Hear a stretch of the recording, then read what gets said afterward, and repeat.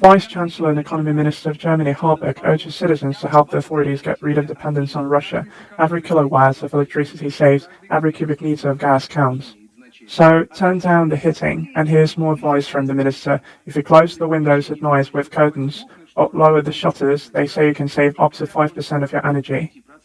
There is no end to such statements by European politicians. One recommends eating less meat to spite Putin.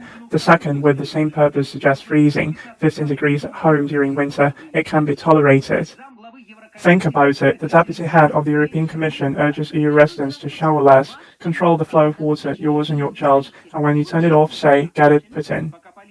While politicians are pondering the energy embargo and gleefully refusing to pay for Russian gas and rubles, experts are clutching their heads. The Handelsblatt Business Daily quotes the president of the German Chemical Workers Union, who paints an apocalyptic picture. Production in Germany will stop without Russian gas. The steel, chemical and paper industries would come to a halt within weeks. The consequences would not only be forced employee vacations and job losses, but also the rapid collapse of industrial production chains in Europe with global consequences.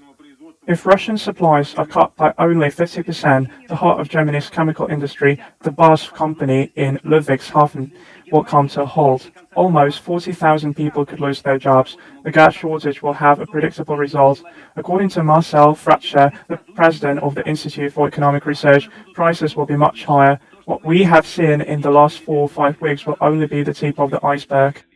Exchange prices for gas in early March almost crossed the mark of $4,000 per 1,000 cubic meters. Liquefied gas, about which the German government is talking so much, will not save the industry. Germany has no terminals, and the volumes of such fuel supplied to Europe are not just insufficient. They will have to fight with their own allies for gas.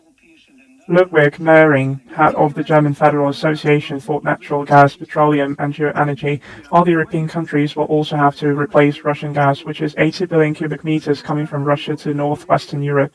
As for liquefied gas, Europe is competing for it with the other parts of the world. That is to say, it will have to outbid the Asian market.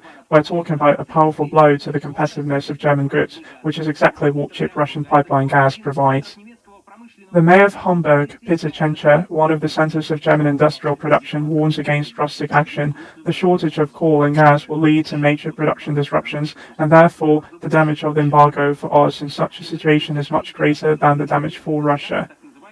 Meanwhile, the US and the European Union held the first meeting of the so-called high-level dialogue on Russia. The purpose of such meetings is to coordinate efforts to isolate the country economically. The side effect of such activities has already been talked about in the IMF. Sanctions against Russia threaten to undermine the dominance of the US dollar.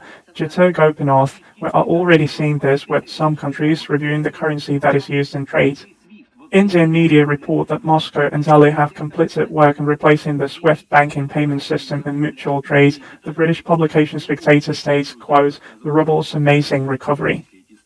India and China could easily absorb any oil that the West refuses to buy from Russia, and if those countries decide they don't want to join the boycott, there's nothing we can do about it.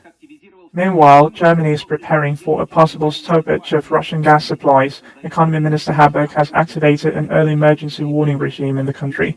A crisis headquarters is being set up at the ministry, and the following statements are made. We are a kind of war party, an economic war party, and we're also paying the price. But nothing raises the price like ill-considered statements by European politicians. However, what will happen to Germans as a result of further attempts to punish Russia is openly outlined by German Vice-Chancellor Habeck. It should be made clear that we will become poorer because of this.